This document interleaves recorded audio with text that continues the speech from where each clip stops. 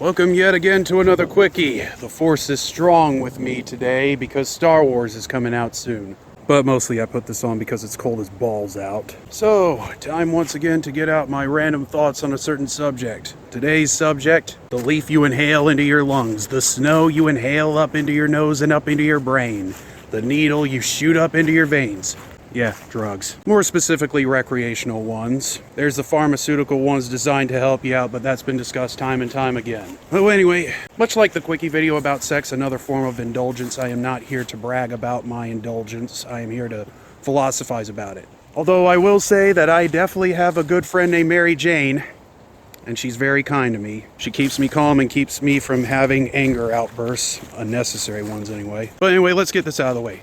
Have drugs destroyed families? Yes. Have drugs resulted in drug lord / cop shootouts? Yes. Have illicit substances have been connected in general with violence? I mean, well, yeah, you get the point now. Though if you want me to be honest, I don't blame it on the drugs themselves. I blame it on the anti-drug laws. This is kind of going back to an idea in my Quickie video about sex, about how we are humans and we also have an animalistic side that needs to be satisfied. And again, you repress that, you get violence and death. Much unnecessary violence and death. Look to the European country of Switzerland as an example of what should be done in lieu of the drugs coming into one's home country. A government program that does not lock up drug offenders, but instead treats them for their addictions. And on the more novel side, allows people to indulge recreationally and party to their heart's content as they wish. Yes, even with meth and heroin.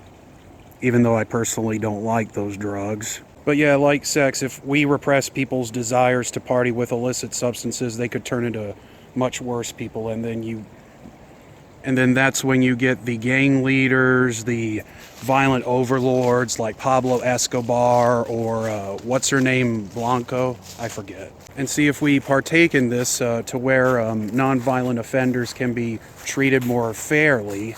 And in fact, they wouldn't even be called offenders at that point because we'd be worried more about pedophiles, rapists, and murderers and psychopaths. Not only that, but in a reverse psychology kind of way, it helps promote sobriety too. See, not everybody has to indulge. If people feel strong with sobriety, they can choose sobriety. If they like recreational substances, they can go that route too. But just know what you're doing and know your limits. See, heroin is deadly, but at the same time it doesn't have to be. We can have somebody who gives users clean needles every week to help either wean them off it or to help monitor them closely. Or both. Same with meth addicts, same with crack addicts, same with any type of addict. And hellish as that world may seem, trust me, it's not as hellish once you think about it.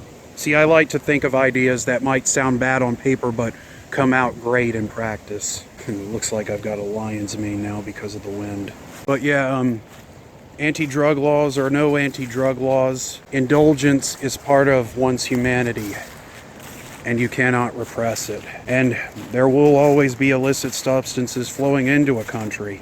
Like many say, including Frank Zappa, who is a sober man, the war on drugs has failed. Again, not saying drugs are good, drugs are bad, but fascist anti-drug laws are worse. And yeah, mainly drugs are physically bad for your health, but again, you know, some people do get a little sexual satisfaction out of it, and that's better than sexual satisfaction from murder. Alright, so let's sum it up.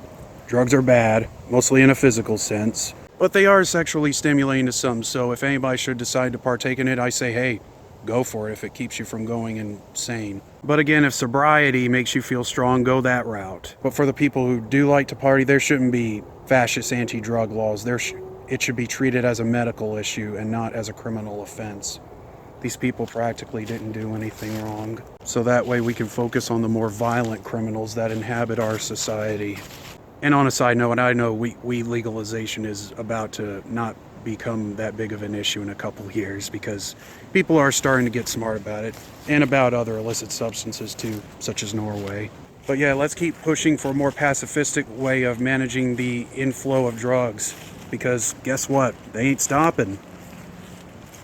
It doesn't matter if you love them or hate them, they'll still be coming. People still indulge. You can't repress it. And there you go.